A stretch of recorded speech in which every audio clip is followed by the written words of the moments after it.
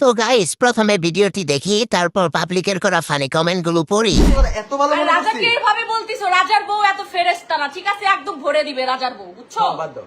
এত ফেরেশতা না। আচ্ছা বাদ দাও, থামো। আমার চ্যাটার মাল আসসালামু আলাইকুম বরবাদ। ছেলেরা একটু সাবধানে থাকবেন, রাজার বউ কিন্তু ভরে দিবে।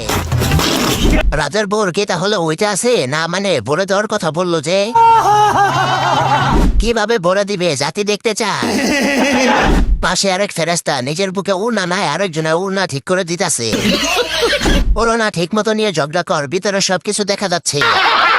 রাজার বউ ভরে দিতে গিয়ে নিজের অন্য কিছু দেখিয়ে দিল। রাজার বউ মৌসুমী কয়দিন পর তিসার ভিতর রাজাকে ভরে দিবে।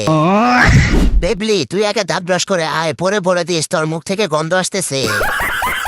মৌসুমীর ব্যবহার দেখলে বোঝা যায় সে আসলে একটা বস্তির মাইয়া।